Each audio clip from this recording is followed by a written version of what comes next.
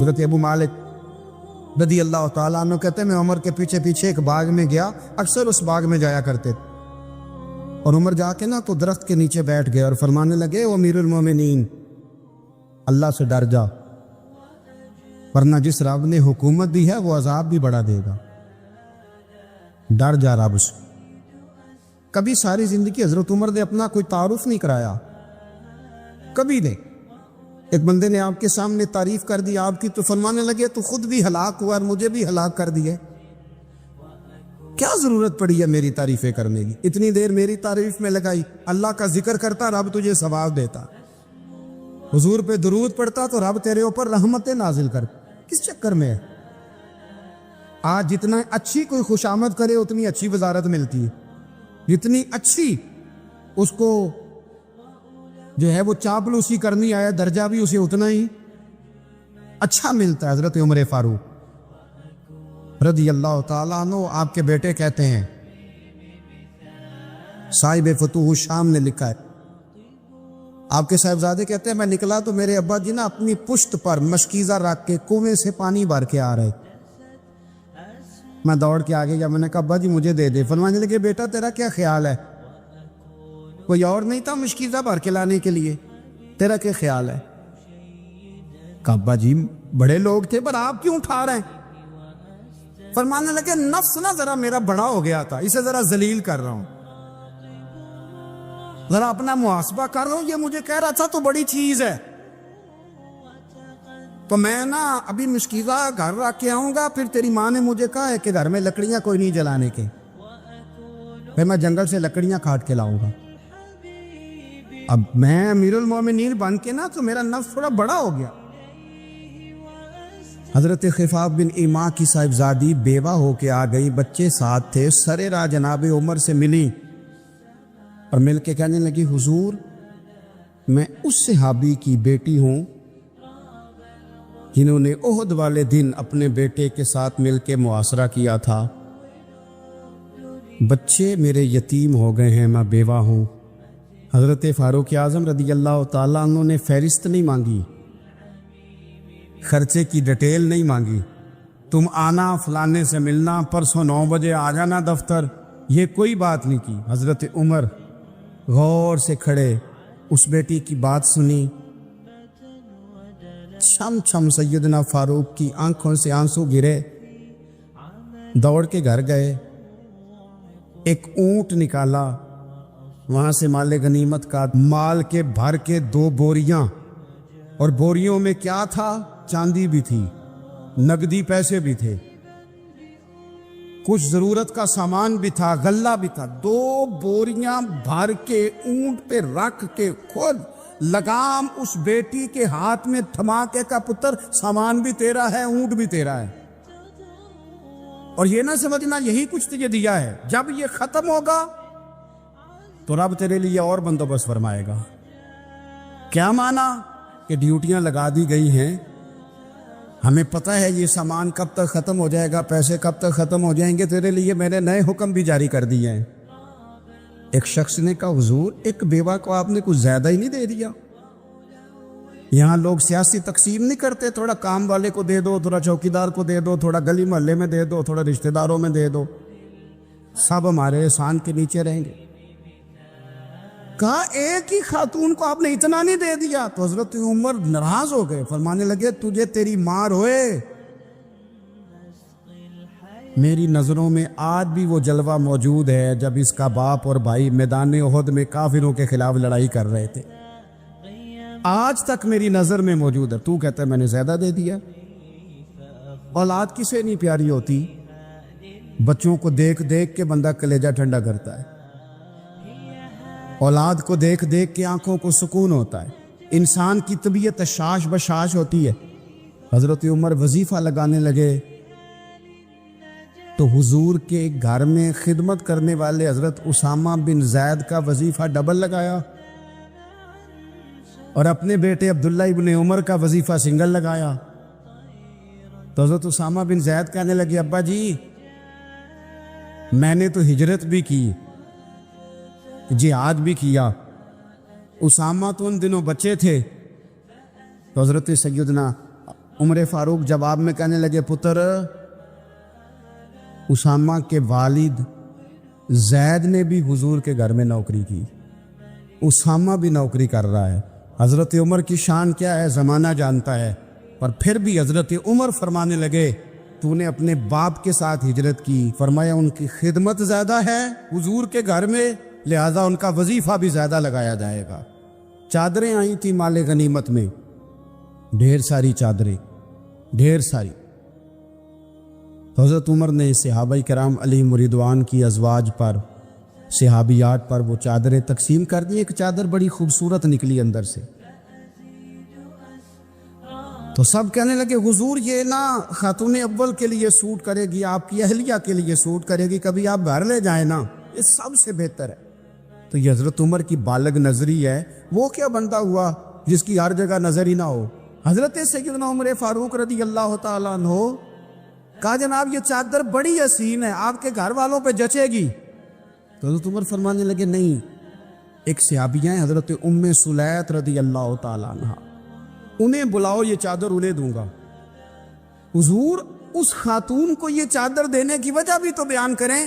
تو حضرت عمر فرمانے لگے جب احد میں ڈھیر سارے لوگ زخمی ہو گئے تھے اور بھگدڑ مچ گئی تھی اور حالات خراب ہو گئے تھے، تو فرمایا میں نے اپنی آنکھوں سے دیکھا کہ اس ایمرجنسی کی حالت میں بھی جناب ام سلیت مشکیزہ پکڑ پکڑ کے زخمیوں کو پانی پلا رہی تھی۔ اس خاتون کی خدمات ہیں امت کے لیے، اس نے ڈیوٹی کی ہے صحابہ کے لیے، لہذا اس عورت کا زیادہ حق بنتا ہے کہ اس کو یہ اعزاز دیا جائے۔ میرٹ کی بنیاد پر تقسیم ہوگی، رشتہ داری کی بنیاد پر، تعلق کی بنیاد پر نہیں ہوگی، اس کا حق زیادہ بنتا ہے، اس کا درجہ زیادہ بنتا ہے، خدمات زیادہ ہیں، اس نے اپنی ڈیوٹی زیادہ اچھے طریقے سے سر انجام دی ہے۔ جب تک چیزیں آپ وسعت قلبی نہیں لاتے اپنی طبیعت میں، جب تک آپ گنجائش زیادہ پیدا نہیں کرتے، اتنی دیر تک حالات اس طرح کے نہیں ہوتے۔ پھر ایک اور مصیبت بن گئی ہے، وہ مصیبت ہے لیول کی۔ یہ کام میرے لیول کا نہیں۔ جب آپ اپنے لیول سے نیچے اتریں گے، پروٹوکول سے ذرا نیچے اتریں گے اور چھوٹی چھوٹی باتوں پر خود توجہ دیں گے، چھوٹی چھوٹی چیزوں پر۔ حضرت عمر جمعہ پڑھا رہے تھے، ایک صحابی دیر سے آئے۔ اب یہ نماز کا پوچھنا، جمعے کا پوچھنا، مطلب حکمران صاحب تو اوپر لیول کے ہیں، وہ تو پوچھیں گے کہ جناب میرے ساتھ تو آپ قومی سطح کا بندہ بٹھائیں، یہ والی باتیں۔ لیکن چھوٹے چھوٹے سوراخ پیدا ہوتے ہیں، پھر بند ٹوٹتے ہیں، حالات بگڑتے ہیں۔ قوموں کا اخلاق چھوٹی چھوٹی جگہوں پہ پہلے بگڑتا ہے، چھوٹی چھوٹی جگہوں پہ۔ بچہ پہلے چھوٹی چوریاں کرتا ہے، خدا معاف فرمائے اگر اسے روکا نہ جائے، پھر وہ بڑی جگہوں پہ جا کے حالات خراب کرتا ہے۔ حضرت عمر فاروق ایک صحابی دیر سے جمعہ پڑھنے آئے، تو حضرت عمر نے بعد میں بلا لیا، فرمایا تم اتنے سمجھدار آدمی ہو کہ اگر جمعے میں دیر سے آؤ گے تو باقی لوگوں کا کیا بنے گا؟ تو صحابی آگے سے کہنے لگے مجھے پتا تھا آپ نے پوچھنا ہے، اور میں تو کہیں کام میں مصروف تھا امیر المومنین، میں تو دوڑا آیا ہوں، میں تو غسل بھی نہیں کر سکا، وضو کر کے مسجد میں آ گیا جمعہ پڑھنے۔ تو عمر فاروق ان کی بات سن کے خوش ہوئے، فرمانے لگے رب تیرا بھلا کرے، اس طرح کرنا، آئندہ جمعہ پڑھنے آنا تو غسل کر کے آنا، میرے نبی پاک نے غسل کرنے کا ارشاد فرمایا جمعے والے دن، غسل کر کے آنا۔ ان باتوں کا بھی یعنی حکومت کے قومی معاملات اور عالمی نقطہ نظر بھی ان کے ذہن میں ہے، اور یہاں تک جو باریک چیزیں یعنی حضرت عمر فاروق گزر رہے تھے تو کسی باغ کے کونے میں کھڑے ہو کے کچھ بچے چھوٹے چھوٹے بچے وہ کھجوریں اکٹھی کر رہے تھے، تو حضرت عمر نے کہا کس کے باغ میں لگے ہوئے ہو؟ سب بچے دوڑ گئے، تو حضرت سنان بن سلمہ فرماتے میں ابھی چھوٹا تھا، میں کھڑا ہو گیا تو میں نے کہا حضور ہم نے توڑ کے نہیں کھجوریں کھائیں، گری ہوئی کھائی ہیں، اور آپ کو پتہ ہے جو رستے میں گر جائیں وہ اٹھانی ناجائز نہیں ہوتی، تو حضور یہ گری ہوئی کھجوریں کھائی ہیں۔ تو کہتے ہیں حضرت عمر فاروق بچے کی بات سن کے کہنے لگے رب تیرا بھلا کرے، تو نے صحیح بات کی طرف میری توجہ کرا دی ہے، اللہ تیرا بھلا کرے۔ اور پھر حضرت عمر رضی اللہ تعالیٰ عنہ اس چھوٹے سے بچے کے پاس کھڑے ہو گئے۔ کون؟ کس کے پاس؟ نہیں، خواب تو نہیں دیکھ رہے میں اور آپ، حکمران وقت 22 لاکھ مربع میل کا حکمران بچے کے پاس کھڑے ہو گئے، چھوٹے بچے کے پاس۔ دکان پہ غریب آدمی چڑھ آئے نا تو دکاندار صاحب اللہ ماشاءاللہ ان کا مزاج خراب ہو جاتا ہے. اور تیسری چیز کہ نا وہ والی دکھاؤ تو کہتے لینی ہے تو لے تو جا. اور اگر تگڑا بندہ آ جائے وہ کہتے ہیں جناب آپ اس طرح کریں نشاندہی کر دے میں انشاءاللہ خرید کے لا کے پیش کر دوں گا. مزاج بدل جاتا ہے. غریبوں کے پاس, چھوٹوں کے پاس, عام آدمی کے پاس آپ جائیں. ہمارے حکمرانوں کا غریب آدمی سے گیپ بہت زیادہ ہے, پیروں کا غریب آدمی سے گیپ بہت زیادہ ہے, بڑے علماء کا عام آدمی سے گیپ زیادہ ہے, تاجروں کا عام آدمی سے گیپ زیادہ ہے, شیشے کے بڑے بڑے محلات میں سوسائٹیوں میں بسنے والوں کا غریبوں سے گیپ زیادہ ہے. اس لیے امیر غریب کی تفریق بڑھ گئی ہے. حالات اور طرح کے ہو گئے. بعض غربا امیروں سے نفرت کرنے لگ گئے. ہماری شادی بیاہ تقریبات افطاریاں ان میں ہم اپنے لیول کے لوگ بلاتے ہیں جن سے ہمیں کاروباری ضروریات وابستہ ہوتی ہیں. ہم نے اس طرح کا ماحول بنایا. اس کا نقصان یہ ہوا ہے کہ معاشرے میں کئی قسم کی سوچیں پنپنے لگی ہیں, وسوسے غالب آنے لگے. بعضوں کا تنگ آمد بجنگ آمد. جب غریبوں کے بچے زیادہ تنگ آتے ہیں پھر ہتھیار اٹھاتے ہیں, پھر قلم چھوڑ دیتے ہیں. سوچنے کی ضرورت ہے ملک میں کہ برائی جنم لیتی کہاں سے ہے. یہاں تک اتر کے حضرت عمر فاروق ان لوگوں سے پیار کرتے. اب وہ بچے نے بات سنا دی حضرت سنان بن سلمہ نے, تو جناب عمر فاروق سے بچے نے فٹافٹ ایک اور فرمائش بھی کر دی. کہنے لگا حضور میں نے کھجوریں زیادہ جمع کر لی ہیں, وہ میرے دوست سارے بھاگ گئے ہیں آپ کو دیکھ کے. اب میں جب جاؤں گا نا تو کھجوریں میرے حصے کی ہیں. ہوں میں غریب بچہ, ماڑے گھر سے تعلق ہے, وہ میری کھجوریں چھین لیں گے. حضرت عمر کے ساتھ سپاہی بھی تھے, سارا کچھ بھی تھا. حضرت عمر نے بچے کا بازو پکڑا, فرمایا چل میں تجھے تیرے گھر چھوڑ کے آتا ہوں. حضرت عمر اس غریب کے دروازے پہ دستک دے کے کہا تیرا پتر تھا, پکڑ کے اس لیے لایا ہوں کوئی امیر زادہ اس غریب کے بچے کو تنگ نہ کر سکے. اللہ کوئی ایک بھیجنا. حضرت فاروق اعظم کا ماننے والا جو غریب کے بچے کا بازو تھامے اور اسے کہے کہ کوئی امیر زادہ اس پر ظلم نہیں کرے گا, کوئی اسے تھپڑ نہیں مارے گا, کوئی اس کے حصے کے نمبر نہیں لے گا, کوئی اس کی جگہ رشوت دے کے نوکری پہ نہیں بیٹھ جائے گا, کوئی اس کی جگہ پیسے دے کے آگے نہیں بڑھ دے گا. کوئی آئے نا جو اشک شوئی کرے, جو آنسو پونچھے لوگوں کے. لیکن یہاں تو منزل انہیں ملی ہے جو شریک سفر نہ تھے. میرے عزیزو, اس نہج پر دین نے ہمیں اسباق پڑھائے. اس نہج پر حضرت عمر چھوٹی چیزوں کا, مسجد نبوی شریف میں آپ نے دیکھا دو لوگ اونچی آواز میں بات کر رہے ہیں, تو حضرت عمر نے فرمایا انہیں بلا کے لاؤ. بلا کے لایا, فرمایا تمہیں پتہ نہیں یہ حضور کی مسجد ہے. لا ترفعوا اصواتکم فوق صوت النبی, اے پائے نظر ہوش میں آ, یہ کوہ نبی ہے. آنکھوں سے بھی چلنا یہاں بے ادبی ہے. پتہ نہیں وہاں سارے نعرے ہی غلط ہیں. کسی کے مرد آباد کا نعرہ ہو تو وہ بھی غلط, اور کسی کے زندہ آباد کا نعرہ ہو تو وہ بھی غلط. وہاں ایک ہی نعرہ صرف اچھا لگتا ہے, وہ کیا ہے؟ یا رسول اللہ انظر حالنا, یا حبیب اللہ اسما. وہاں ایک ہی نعرہ اچھا لگتا ہے کہ سونے آ گئے ہیں نظر کرم ہو جائے. یا رسول اللہ پہنچ گئے ہیں, روزے دے دوالے نے غلامہ دیاں ٹولیاں, او ویکھو ایک پہ سندا کروڑاں دیاں بولیاں. وہاں یہی نعرہ اچھا لگتا ہے, لب واہ ہے, آنکھیں بند ہیں, پھیلی ہیں جھولیاں. کتنی مزے کی بھیک تیرے پاک در کی ہے. اور قربان جاؤں اپنے امام پر, اس قلم پہ باری جس سے وہ لکھا کرتے تھے. کہنے لگے کعبے کا نام تک نہ لیا, طیبہ ہی کہا. پوچھا جو تھا کسی نے کہ عظیمت کدھر کی ہے, ان کے طفیل حج بھی خدا نے کرا دیے, ورنہ اصل مراد حاضری تو اس پاک در کی ہے. تو حضرت فاروق اعظم رضی اللہ تعالیٰ انہوں نے نا ان دو لوگوں کو بلایا اور بلا کر کے فرمانے لگے کہاں کے رہنے والے ہو, کہاں سے آئے ہو؟ نے کہا جی ہم طائف کے رہنے والے ہیں. فرمایا تمہیں پتہ نہیں یہ نبی پاک کا روزہ ہے, حضور کی مسجد ہے, یہاں آواز اونچی نہیں کرتے, تمہیں خبر نہیں؟ اور پھر حضرت عمر فرمانے لگے اگر تم مدینے کے رہنے والے ہوتے تو میں تمہیں کوڑے مارتا, میں تمہیں سزا دیتا. تمہیں پتہ نہیں کہ کس طرح کا مزاج اور ماحول ہونا چاہیے. تو حضرت فاروق اعظم رضی اللہ تعالیٰ عنہ کی جو خدمات ہیں، آپ تو بازاروں میں جب جاتے تھے نا تو فرماتے تھے ہمارے بازار میں صرف وہ بندہ آ کے کام کرے جو دین کا علم جانتا ہے، جسے تجارت کے اصول پتہ ہیں وہ آئے، دوسرے کو بیٹھنے نہیں دیتے تھے۔ اپنے مزاج کے لحاظ سے، اپنی طبیعت کے لحاظ سے مخلوق کے لیے دلوں میں نرمی رکھتے تھے، مزاج میں نرمی۔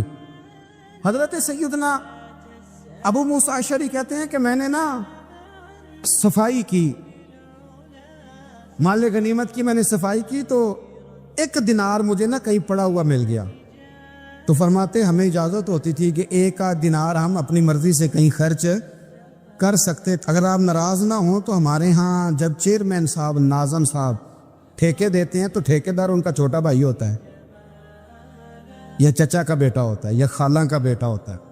وہ خود ناظم ہوتے ہیں اور ان کا چھوٹا بھائی ٹھیکیدار ہوتا ہے، یعنی وہ نا سارا کچھ گھر کے اندر ہی رہتا ہے، گھر کے اندر ایک پیسہ دیتا ہے، دوسرا واپس اس کو واپس کر دیتا ہے، گھر کے اندر ہی۔ اب تو خیر ہمارے لوگ سمجھدار ہو گئے، ایک بندہ ایک سیاسی جماعت میں ہوتا ہے، دوسرا دوسری میں، اور تیسرا جس کی بھی حکومت آئی، حکومت تو ہماری رہے گی نا، ایک بندہ تو ہے نا اس جماعت۔ یہ اچھا لوگوں نے ایک طریقہ نکالا۔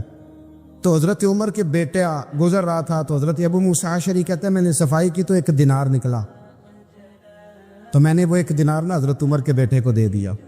میں نے کہا لو بیٹا اپنے چچا کی طرف سے تحفہ۔ اور گھر جا کے انہوں نے حضرت عمر کو بتایا کہ چچا نے پیسے دیے ہیں، چھوٹے بچے تھے۔ حضرت عمر نے حضرت ابو موسیٰ اشعری کو بلا لیا اور بلا کے فرمانے لگے میں تو تمہیں اپنا دوست جانتا تھا اور تو نے میری اولاد کو ہی دنیا دار بنانا شروع کر دیا، میرے بچوں کو ہی تم نے دنیا دار پیسوں پہ لگانا شروع کر دیا، میں تو تمہیں یار سمجھتا تھا۔ فرمایا تمہیں چاہیے تھا میرے بیٹے کو نصیحت کرتے کہ بیٹا پیسوں سے رب راضی نہیں ہوتا، اس کی رضا والے کام کیے جائیں تو رب راضی ہوتا ہے۔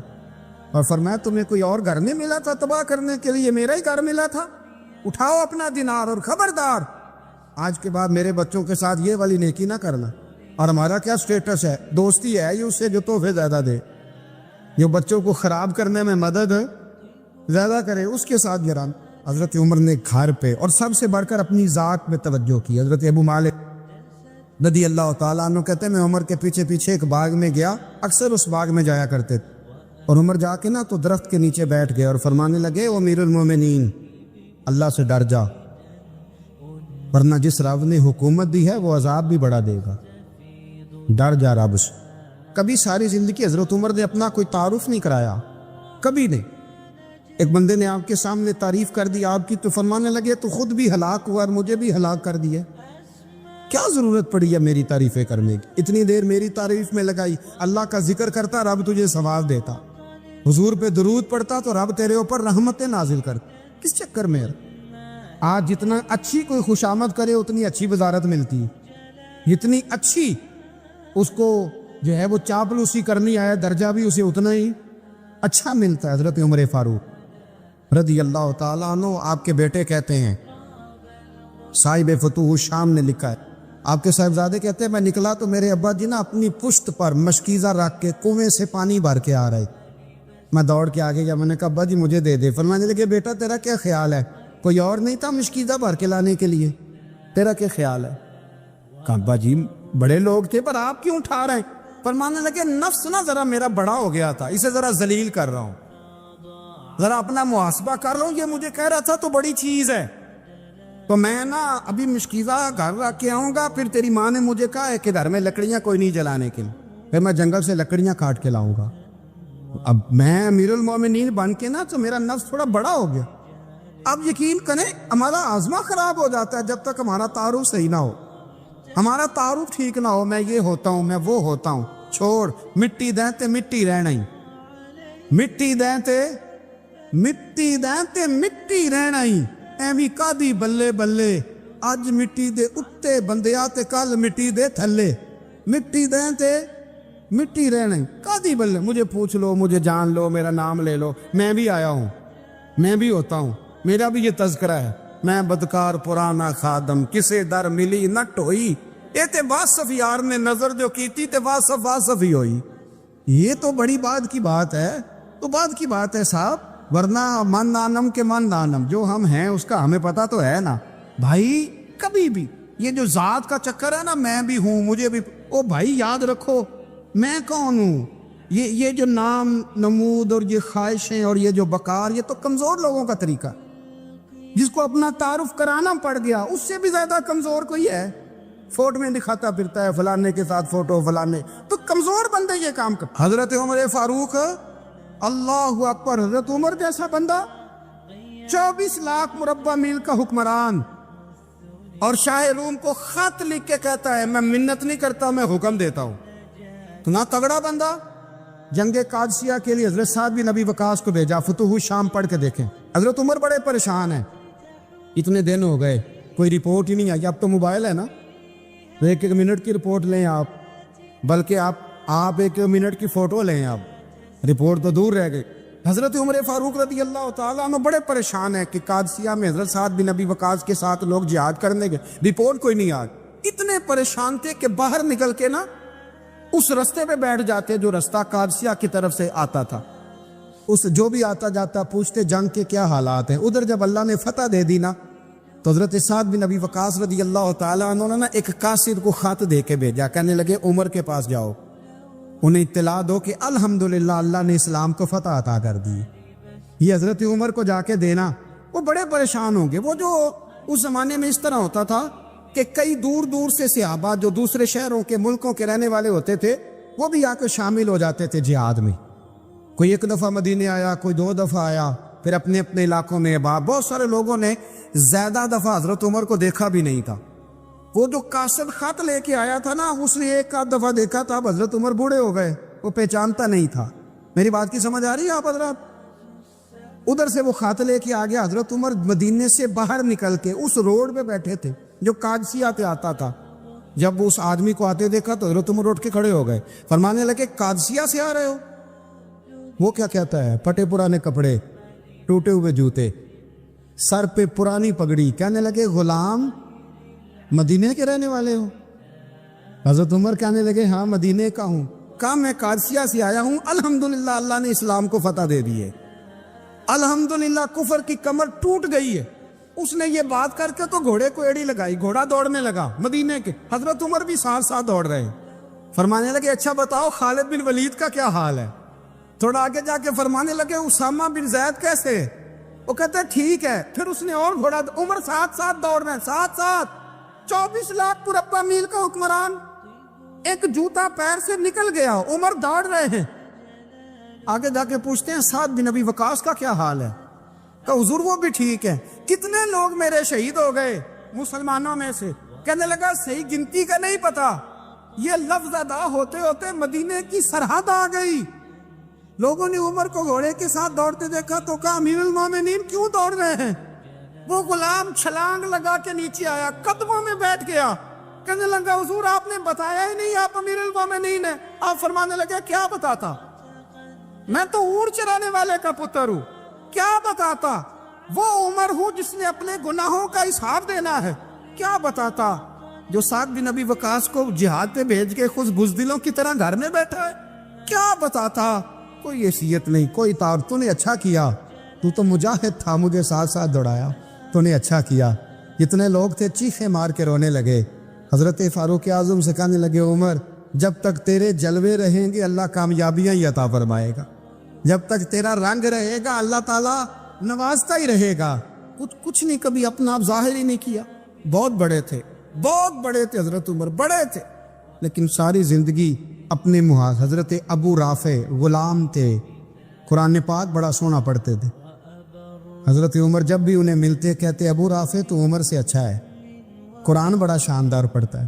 تو وہ کہتے حضور اگر میں قرآن صحیح پڑھتا ہوں تو آپ کو قرآن کی تشریح زیادہ صحیح آتی، آپ بھی تو مجھ سے افضل ہیں. تو آپ فرماتے نہیں پھر بھی تو مجھ سے افضل ہے. کیوں؟ اس لیے کہ تو اپنے غلام اپنے آقا کی نوکری بھی ٹھیک کرتا ہے اور رب کی عبادت بھی ٹھیک کرتا ہے، اور مجھے خالص صرف عبادت کرنی ہوتی ہے وہ بھی ٹھیک نہیں کر پاتا. ساری زندگی اپنا محاسبہ، ساری زندگی اپنے گریبان میں دیکھا، ساری زندگی اپنے آپ کو پرکھا، اپنے آپ کو ٹٹولا. 65 سال عمر بیت گئی. حضرت حذیفہ بن یمان ایک صحابی تھے، میرے نبی کریم علیہ السلام نا ان سے راز کی باتیں کرتے تھے. ہر بندے کا عزمہ ٹھیک نہیں ہوتا، سب سے راز کی بات نہیں کرنی چاہیے۔ حضرت حذیفہ بن یمان کہتے ہیں حضور راز کی باتیں بتاتے۔ مدینہ منورہ میں جو منافقین تھے ان کی لسٹ بھی نبی پاک نے حضرت حذیفہ بن یمان کو دی تھی۔ جب کوئی مشکوک آدمی مر جاتا نا تو صحابہ کہتے ہیں ہم دیکھتے اگر حضرت حذیفہ نے جنازہ پڑھا تو ہم بھی جنازہ پڑھ لیتے۔ نبی پاک نے بھی کچھ جنازے نہیں پڑھے، ترمذی میں ہے، فرمایا عثمان سے جو بغض رکھے اس کا جنازہ نہیں پڑھیں گے۔ حضرت حذیفہ بن یمان اگر جنازہ پڑھتے تو لوگ پڑھتے، وہ نہ پڑھتے تو لوگ جنازہ نہ پڑھتے۔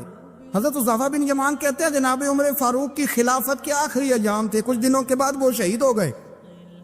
فرماتے آدھی رات کا وقت تھا، میں گھر میں سویا تھا بڑا بے فکر، اچانک میرے دروازے پہ دستک ہوئی، میں گھبرا کے اٹھا، اتنی رات کو کون آیا؟ کہتے ہیں قربان جاؤں، دروازے پہ گیا تو امیر المومنین فاروق اعظم دروازے پہ۔ میں نے کہا عمر کوئی حکم تھا تو مجھے بلا لیتے۔ کہنے لگے میں نا امیر بن کے نہیں آیا، تیرا ویر بن کے آیا ہوں۔ امیر المومنین کی حیثیت سے سرکاری کام سے بلاتا تو وہاں بلاتا، مجھے ایک ذاتی کام پڑ گیا۔ کہتے میں نے عمر کو گھر کی اندر بلا کے چارپائی پہ بٹھایا، میں نے کہا حضور میں غریب آدمی، میں کیا آپ کے کام آ سکتا ہوں؟ تو کہتے ہیں انہوں نے نا مجھے ساتھ بٹھا لیا، پھر میرا ہاتھ پکڑ لیا، کہنے لگے تو عمر کو جانتا ہے؟ عمر جھوٹ نہیں بولتا، تو جانتا ہے عمر وعدوں کا پکا ہے؟ کہا حضور جانتا ہوں۔ کہا میں اس وقت آیا ہوں جب دیکھ بھی کوئی نہیں رہا۔ حضرت حذیفہ بن یمان کہتے ہیں پریشان ہو گیا، حضور پہلیاں نہ بجھوائے، مہربانی کر بتائیں کدھر آئے ہیں؟ تو حضرت عمر فاروق فرمانے لگے 62 سال کا ہو گیا وہ، 63 میں چل رہا ہے، داڑھی سفید ہو گئی ہے، پھل پک گیا، اٹھ فریدہ ستیا، داڑھی آ گئی پور، اگا نیڑے آ گئی، پیچھا رہ گئی دور، اب قبر اشر کا معاملہ صاف نظر آنے لگا ہے۔ کہا حضور مجھ سے کیا چاہتے ہیں؟ حضرت عمر رو پڑے، کہنے لگے آج میں عشاء کے بعد نکلا ہوں تو نبی پاک کے صحابہ مجھے نیک کہہ رہے تھے، پھر میں نے بچوں کی ماں سے اور بچوں سے بھی پوچھا ہے، وہ بھی مجھ سے راضی ہیں، پر حذیفہ تیرے ساتھ نبی پاک راز کی باتیں کرتے تھے، سچ بتا کہیں عمر کا نام منافقوں میں شامل تو نہیں؟ سچ بتا ان منافقین میں تو شامل نہیں، کہیں اوپر سے تو نہیں سارا کچھ؟ حضرت حذیفہ بن یمان کہتے ہیں میں باپ کے مرنے پہ اتنا نہیں رویا جتنا عمر کے سوال پہ رویا۔ میں قدموں میں بیٹھ گیا، میں نے کہا نہیں عمر یہ تو میں نے نہیں سنا، لیکن یہ میں نے نبی پاک سے ضرور سنا ہے کہ میرے بعد اگر کوئی نبی ہوتا تو عمر ابن خطاب ہوتا۔ یہ میں نے اپنے کانوں سے سنا ہے کہ عمر جس گلی سے گزرے شیطان رستہ بدل جاتا ہے۔ یہ میں نے اپنے کانوں سے سنا ہے کہ 950 سال حضرت جبریل جناب عمر کی شان بیان کریں تو پھر بھی بیان نہیں ہو سکتا، یہ میں نے ضرور سنا۔ دوستو ساری زندگی حضرت عمر نے اگر دوسروں کا محاسبہ کیا تو اپنا اور اپنے بچوں کا بھی کڑا خیال رکھا، اپنی ذات پر بڑی توجہ دی۔ جو لوگ اپنا بھول جاتے نا، ہمیں اپنی صحت کا بڑا خیال ہے لیکن اپنی روحانی زندگی کا کوئی خیال نہیں ہے، قلبی زندگی کا کوئی تصور نہیں ہے۔ آپ یقین کریں موٹا آدمی کمزور ہونے کے لیے جدوجہد کر رہا ہے، کمزور طاقتور ہونے کے لیے، لیکن جس کو کتنے دن بیت گئے اللہ رسول کی یاد میں رویا ہی نہیں، کتنے دن بیت گئے نہ سننے کو دل ہی نہیں چاہا، جسے مہینوں بیت گئے اور قرآن پاک کی طرف نظر ہی نہیں گئی، وہ فکر مند ہی نہیں۔ زندگی زندہ دلی کا نام ہے، مردہ دل کیا خاک جیا کرتے ہیں؟ بھائی حضرت عمر کی زندگی دور حاضر میں ہمیں یہ سبق دیتی ہے کہ کڑی نگرانی رکھو اپنے پودوں کی، کڑا خیال رکھو اپنے ذاتی باغ کا، اور یہ جو تمہارے دل کی دنیا ہے یہ تمہاری روح کی زندگی ہے، اس کا محاسبہ کرتے رہو۔ نبی کریم علیہ السلام نے فرمایا اپنا حساب خود کر لو قبل اس کے کہ تمہارا حساب کیا جائے۔ اپنا حساب بولیے، اپنا حساب، ہم ساری دنیا کا حساب کرتے پھرتے ہیں، کوئی کہاں سے کماتا ہے کہاں کھاتا ہے، پر اپنا حساب حضور نے فرمایا حساب کر لو قبل اس سے کہ تمہارا حساب، مولا علی فرماتے ہیں نماز پڑھ لو قبل اس کے کہ تمہاری نماز پڑھی جائے۔ یہ بڑا عجیب معاملہ ہے کہ ہم جتنے لوگ ہیں ہمارا معیار یہ ہے کہ سامنے والا غلط ہے اور میں ٹھیک، یعنی دوسرے کا بچہ گلی میں نظر آ جائے تو اس کی غلطیاں نکلنی شروع ہو جائیں گی، اور میرا بچہ سارا شہر گھوم آئے ایک ٹائر پہ موٹر سائیکل پہ تو ہم کہتے ہیں کہ ابھی بچہ ہے، انشاءاللہ سیانا ہو جائے گا. اگر ابا جی آج تک سیانے نہیں ہوئے کس کو سمجھا لیں؟ تو پھر بیٹے کا سیانا ہونا تو ہو سکتا ہے کہ وہ 60-70 سال لگ ہی جائیں. گھر کے اندر جب تک توجہ نہیں ہوتی، اور سب سے پہلے جب تک اپنی ذات پر توجہ نہیں ہوتی، تو والد کا جب تک کردار بچے نہیں دیکھتے جب تک، اتنی دیر تک ان کا تبدیل ہونا ممکن نہیں ہوتا. میرے نبی پاک علیہ السلام نے فرمایا، اپنا ایک بھائی اپنے گھر سے چلا تھا اپنے دوسرے بھائی کو ملنے. ایک تو ہے صحابی کا پیار، ایک تو ہے اہل بیت کا پیار، ایک اللہ کے ولی کا پیار. اپنے گھر سے چلا تھا وہ اپنے ایک بھائی سے ملنے. بخاری مسلم ہے. حضور فرماتے کہ رستے میں اسے فرشتہ ملا انسانی شکل میں. لوگ تو روز سفر کرتے ہیں پر فرشتے نہیں آتے. اللہ نے فرشتہ بھیجا انسانی شکل میں. کدھر جا رہے ہو میاں؟ کہنے لگا اپنے بھائی سے ملنے جا رہا ہوں. کہا اس کا تیرے اوپر کوئی احسان ہے؟ اس نے کہا نہیں. تو کیوں ملنے جا رہے ہو؟ سننا ہو یارو، یہ میری بات نہیں، یہ مدینے والے رسول کی زبان اطہر سے نکلا ہے. فرمایا کہاں جا رہے ہو؟ اس نے کہا میں جا رہا ہوں بھائی سے ملنے. کوئی احسان ہے؟ کوئی نہیں. کوئی لین دین کا معاملہ ہے؟ کوئی نہیں. کیوں ملنے جا رہے ہو؟ کیوں؟ وہ کہنے لگا اس لیے ملنے جا رہا ہوں کہ وہ بھی اللہ کا رب ہے. میں رب کا بندہ سمجھ کے میں کہتا ہوں، او پیران عظام، تم نے اگر دھوکے کی پگڑیاں باندھی، اور تم نے اگر فراڈ کے جبے پہنے، تم نے اگر جھوٹ کے پلندے باندھے، تو وہ تمہارا معاملہ ہے. لیکن جو تمہیں رب کا بندہ سمجھ کے ملنے آئے گا وہ اجر حاصل کر لے گا، وہ اللہ کی بارگاہ سے نوان دیا جائے گا. وہ تو اللہ کا بندہ سمجھ کے آیا نا، اسے تو نہیں پتا جبے کے نیچے کیا ہے، اسے نہیں پتا بڑی پگڑی کے نیچے کیا ہے. مدینے والے محبوب فرمانے لگے وہ فرشتہ آیا اور آ کر کے اس سے کہنے لگا اللہ کی رضا کے لیے ملنے جا رہے؟ اس نے کہا ہاں. کہنے لگا سنو، پھر میں انسان نہیں، میں فرشتہ ہوں، مجھے رب نے بھیجا ہے. اور آپ فرماتے ہیں جس طرح تم دونوں میری رضا کے لیے آپس میں محبت کرتے ہو نا، اللہ تم دونوں سے محبت فرماتا ہے.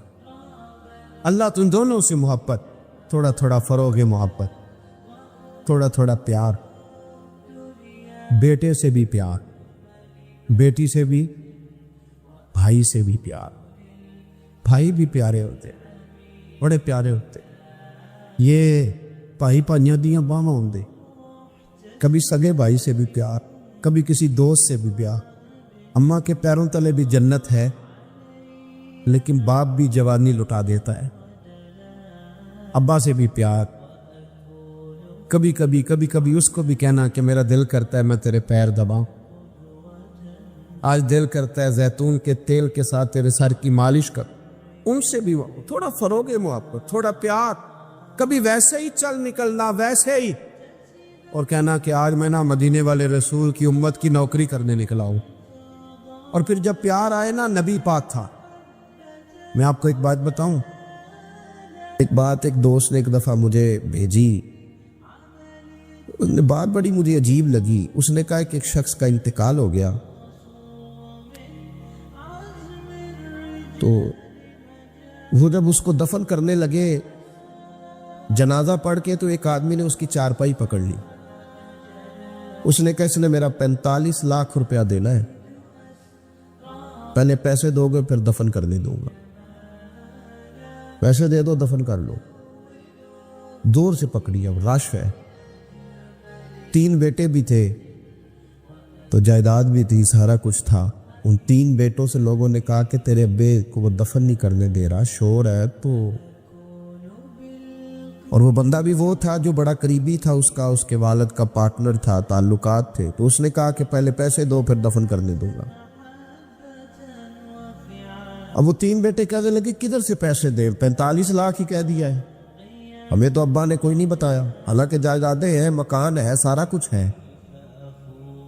تو بھائی ہم کدھر سے دے؟ چلو 2-4 لاکھ کی ٹھیک ہے، وہ تھوڑا سا کرے نرم رویے کو تو ہم کرتے ہیں، شور تو ہے، لیکن کدھر سے دے 45 لاکھ؟ جب بات بہت تیز ہو گئی، شور ہو گیا، وہ انسان مجنون بن کے اس نے چارپائی تھامی ہوئی ہے، کہتا نہیں پہلے پیسے دو گے پھر دفن کرنے دوں گا۔ 3 بیٹے تھے تو ایک بیٹی بھی تھی۔ بیٹی کو گھر میں پیغام گیا کہ تیرے ابا کو دفن نہیں ہونے دیتے۔ اس نے سارا زیور اتار کے بھیج دیا۔ اس نے کہا اس چچا سے کہو میرے ابا کے اس دوست سے جس نے قرضہ لینا ہے کہ یہ رکھ لے اور میں تھوڑے تھوڑے کر کے پیسے لوٹا دیتی ہوں، پر میرے باپ کو مرنے کے بعد یوں رسوا نہ کرے، اس کو دفن تو ہونے دے، میں ایک ایک پائی دے دوں گی، میرا وعدہ رہا۔ جب وہ بیٹی نے 8-10 لاکھ کا زیور بھیج دیا تو وہ قرضہ لینے والا شور کرنے لگا۔ اس نے کہا او مجھے پتہ چل گیا، مجھے معاف کر دو سارے اور اسے دفنا دو۔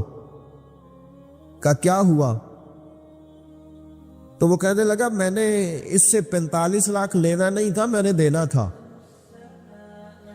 تو میں غور کر رہا تھا کہ اگر تو میں نے اعلان کر دیا نا کہ 45 لاکھ میں نے دینا ہے تو 110 نکل آئیں گے وارث کہ مجھے بھی دو مجھے بھی دو، تو میں نے یہ رویہ اس لیے اختیار کیا ہے کہ میں دیکھوں اس کا اصل وارث ہے کون۔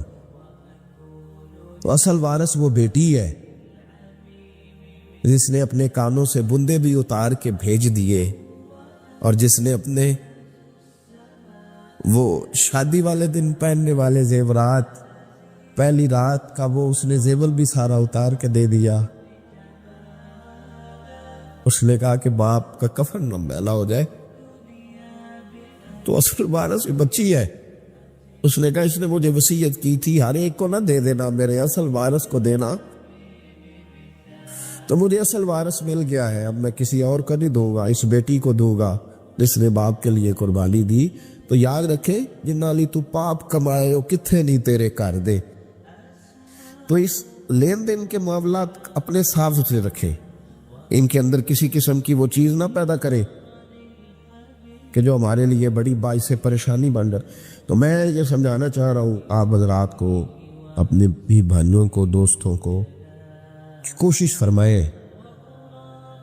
فرمائیں کہ آپ، اور یہ یاد رکھیں وہ میری اماں کبھی کبھی میرے ننھال سے نا کوئی چیز آتی تھی نا بطور تحفہ کے کسی چیز، تو میری اماں کہتی تھی میرے ماموں سے یا میرے نانا سے کہ بس ٹھیک ہے یہ آپ تھوڑا سا دے جائیں باقی لے جائیں، تو کہتے نہیں رکھ لے۔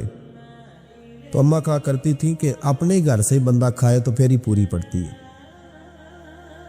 کوئی دے گا تو کیا اس میں کتنی دیر ایک دن بندہ کھا لے گا۔ وہ کہا کرتی تھی کہ اگر پورا کرنا ہے نا خرچہ تو بندہ اپنی کمائی سے ہی پورا کرے تو پورا ہوتا ہے۔ اگر کسی کے 10,000 سے آپ سمجھتے ہیں کوئی فائدہ ہوگا تو کچھ نہیں ہوتا، آپ کے دست و بازو جو ہمت کر کے لائیں گے اسی سے گزارا ہوگا۔ کسی کا 50,000 رکھ کے کتنا وقت بیت سکتا ہے؟ 1 لاکھ سے کیا مطلب، کیا بندہ کر سکتا ہے؟ تو سہارے نہ ڈھونڈو، خوددار بنو۔ طریقت میں، تصوف میں خودداری، ترمذی شریف کی ایک حدیث ہے مجھے بڑی پسند ہے، میں سمجھتا ہوں یہ حدیث اگر لوگ سمجھ جائیں نا تو بات بن جائے۔ نبی پاک صلی اللہ تعالی علیہ وسلم نے لوگوں سے کہا لوگوں چاہتے ہو کہ تم اللہ کے محبوب بن جاؤ؟ تو صحابہ کے چہرے کھل اٹھے، کہا یا رسول اللہ صلی اللہ علیہ وسلم بالکل چاہتے ہیں۔ فرمایا جو اللہ نے تمہیں دیا ہے اس پہ راضی ہو جاؤ، اللہ کے محبوب بن جاؤ گے، اللہ تم سے پیار کرے گا۔ اور پھر فرمایا چاہتے ہو کہ لوگ بھی تم سے پیار کریں؟ لوگ بھی کریں یا رسول اللہ، دل کرتا ہے۔ تو نبی پاک نے فرمایا کسی بندے کی جیب کی طرف کبھی نہ دیکھنا،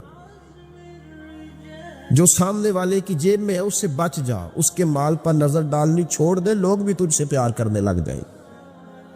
لوگوں کے مال کی طرف نہ دیکھ۔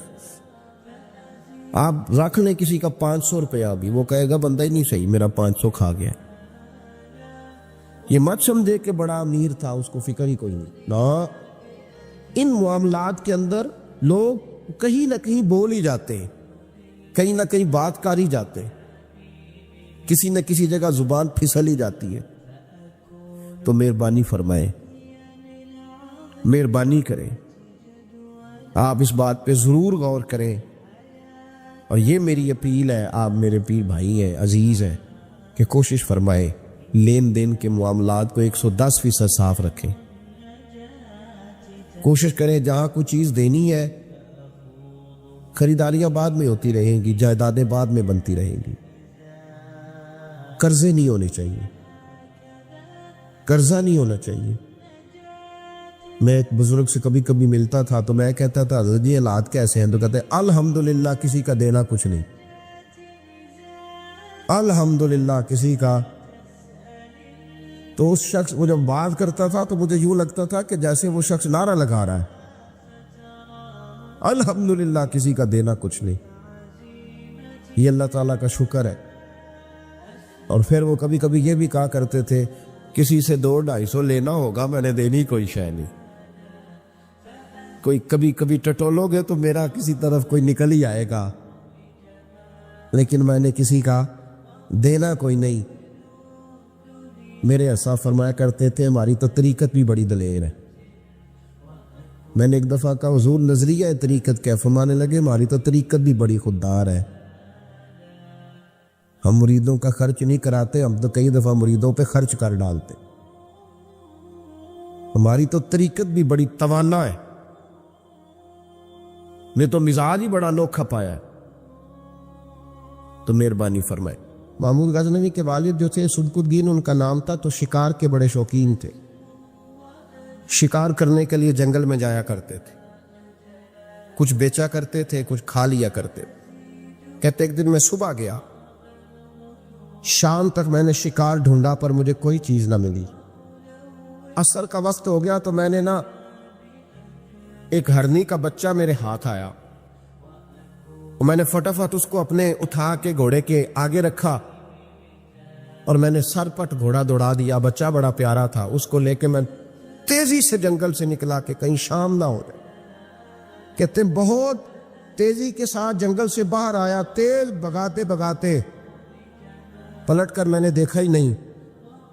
جب سارا جنگل گزر گیا، آبادی آئی، ذرا سستانے کے لیے میں رکا.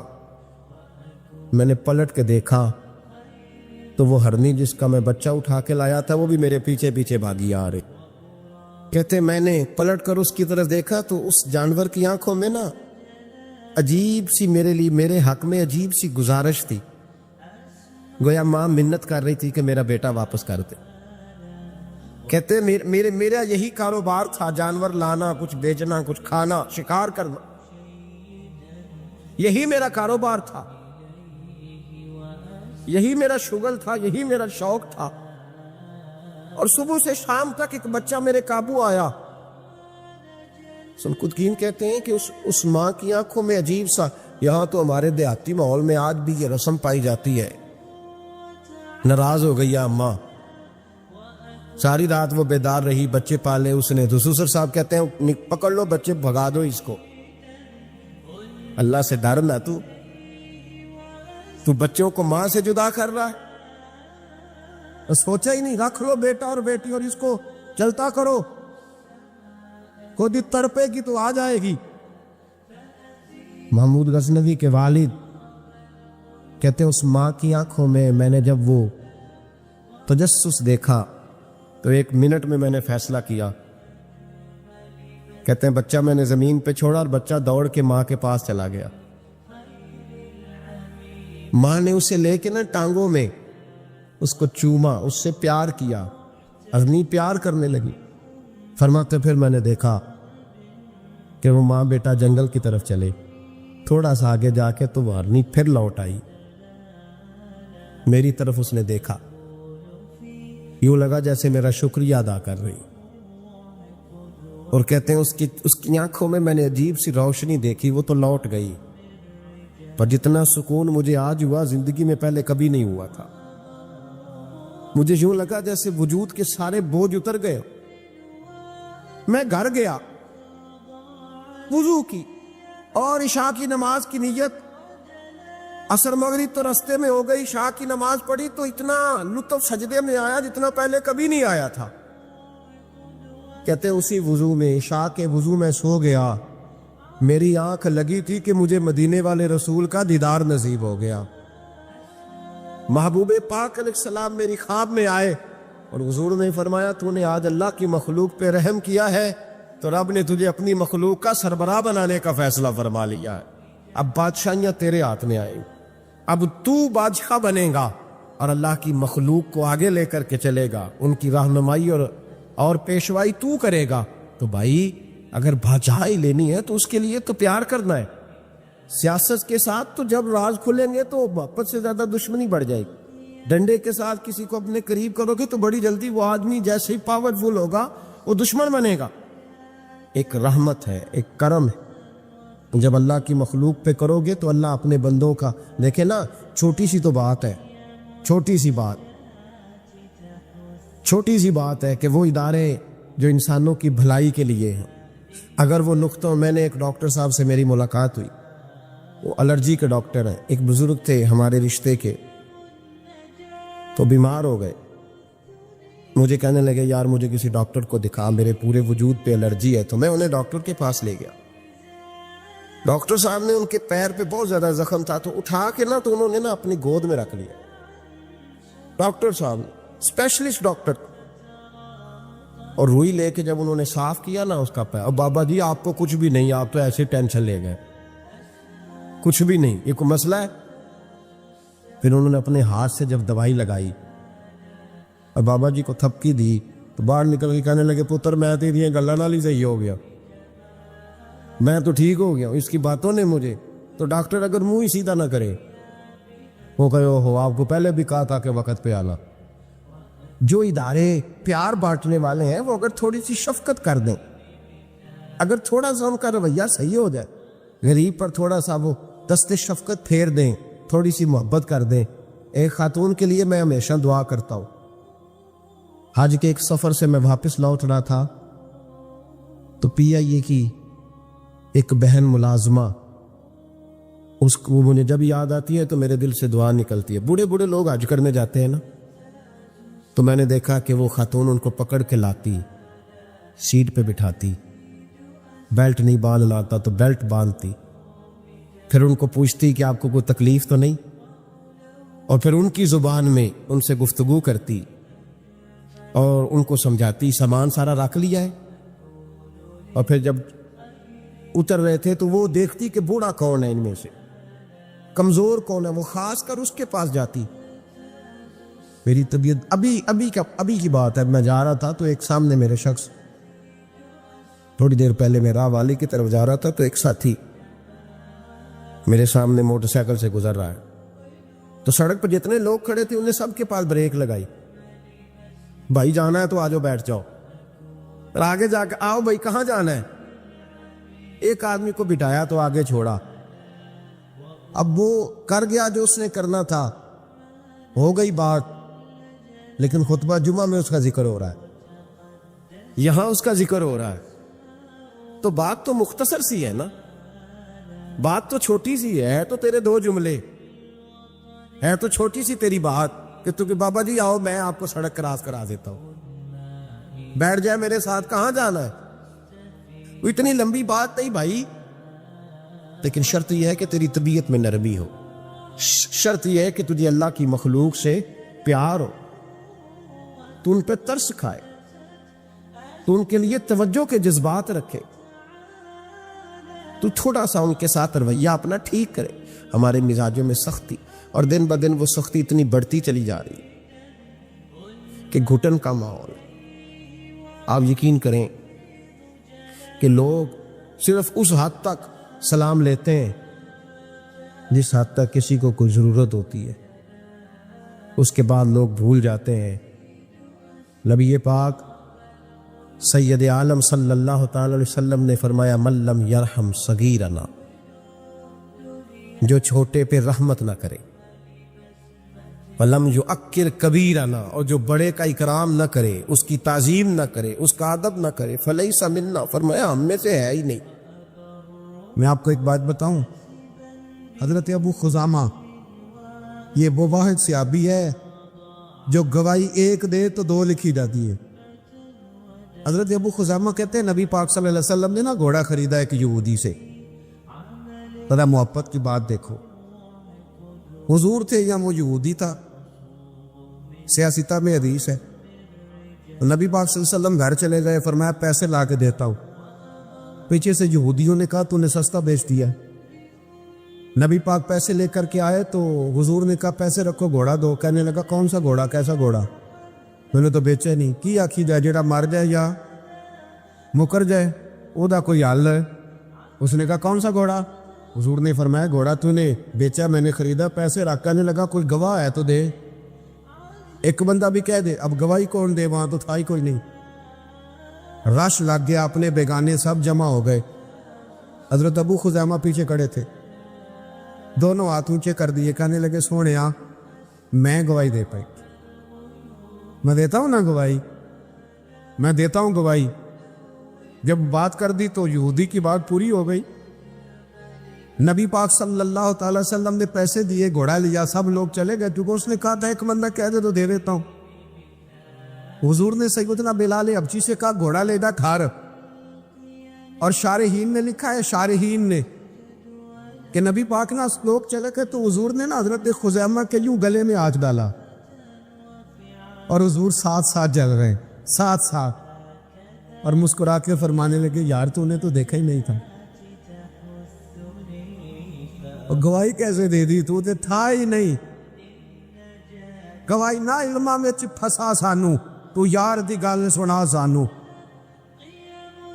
اوتے علم دا سکہ نہیں چلدا جتھے عشق حراں دا ڈیرا ہے۔ نبی پاک صلی اللہ علیہ وسلم نے فرمایا ابو خزیمہ تو تھا ہی نہیں، تو گواہی کیسے دے دی؟ چلتے چلتے کہا۔ جناب ابو خزیمہ ٹھہر گئے، حضور پہ رک گئے، غور سے سرکار کا چہرہ دیکھا، عرض کرنے لگے سونیا کیا کہا؟ میں وہاں تھا نہیں، میں نے دیکھا نہیں تو گواہی دے دی۔ کیا جملہ ہے، کیا شان ہے، کیا ایمان ہے، کیا قوت ہے۔ عرض کرنے لگے یا رسول اللہ میں نے تو رب بھی نہیں دیکھا، میں نے کو دیکھا ہے؟ تو نے کہا وہ ہے تو میں نے کہا ہے، تو نے کہا مالک ہے تو میں نے کہا وہ مالک ہے، تو نے کہا خالق ہے تو میں نے کہا وہ خالق ہے، تو نے کہا اس نے تجھے پیدا کیا ہے تو میں نے کہا ٹھیک ہو گیا، تو نے کہا سجدہ کر تو میں نے کیا، تو نے کہا اس کا ذکر کر تو میں نے کیا، تو نے کہا یہ اس کی کتاب ہے پڑھ تو میں نے پڑھی۔ تو جب تیرے کہنے پہ میں اتنی بڑی شے مان گیا ہوں تو گھوڑا تو چیز ہی کوئی دے، اتنی بڑی شے جو مان گیا ہوں تو گھوڑا پیچھے رہ جائے۔ سر سے لے کر پاؤں تک تنویر ہی تنویر ہے، جیسے منہ سے بولتی قرآن کی تفسیر ہے۔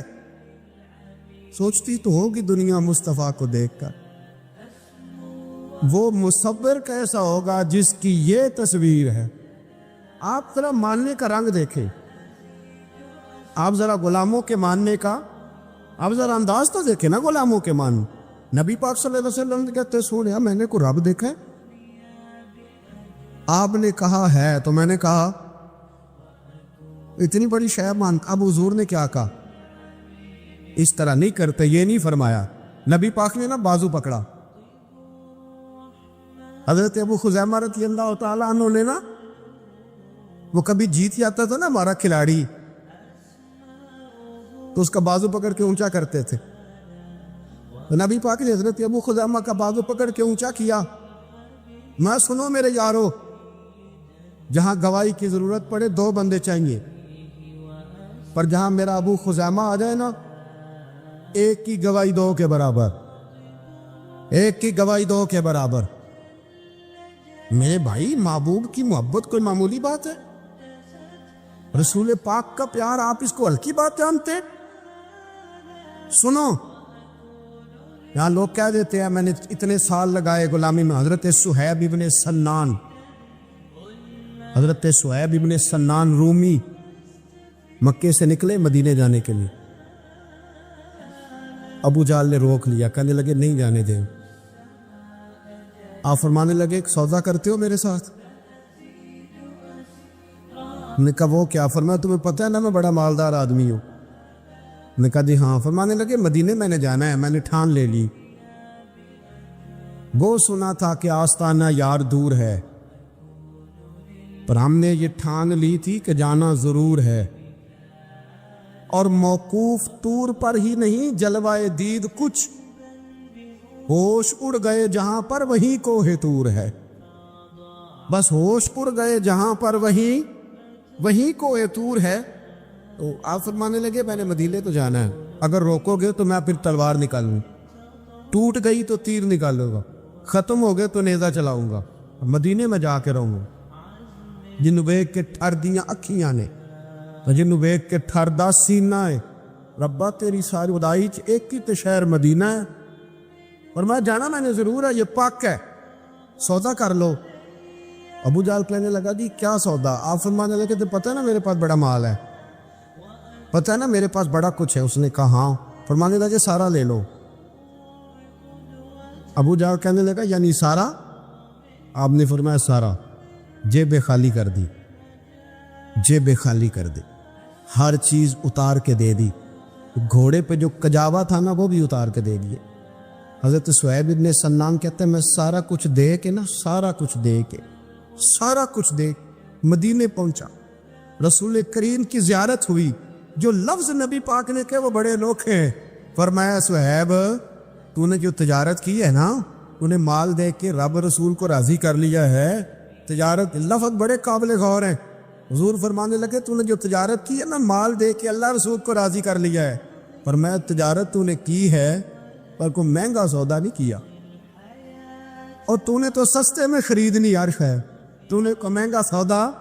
حضرت خواجہ نظام الدین صاحب محبوب الہی رحمۃ اللہ تعالیٰ علیہ کے مرید تھے, حضرت امیر خسرو. تو بابا صاحب کے جوتے آپ نے اپنے ایک شخص کو دیے تحفے میں. خواجہ نظام الدین صاحب جوتے تحفے میں دیے. تو وہ آدمی جوتے لے کے جا رہا تھا, رستے میں حضرت امیر خسرو بھی آ رہے تھے. تو فرمانے لگے مجھے میرے مرشد کی خوشبو آ رہی. ڈھونڈتے ڈھونڈتے اس بندے تک پہنچ گئے. کہنے لگے تو خواجہ نظام کے پاس سے ہو کے آیا؟ اس نے کہا ہاں.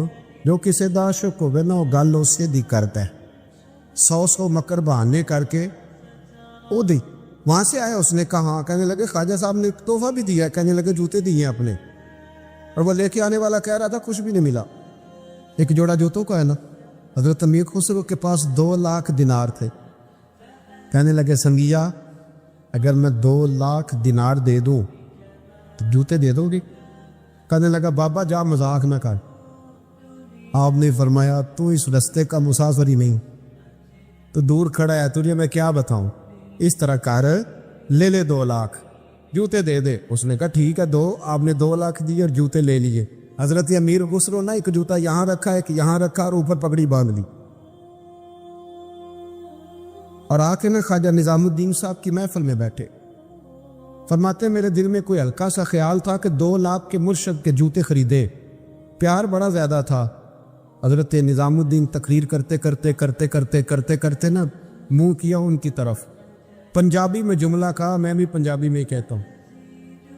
پنجابی میں خواجہ امیر خسرو کی طرف منہ کر کے فرمان لگے خسرو تیرا تو میرا پیار بڑا ہے, پر تو میری جوتی دا کو مول نہیں پایا.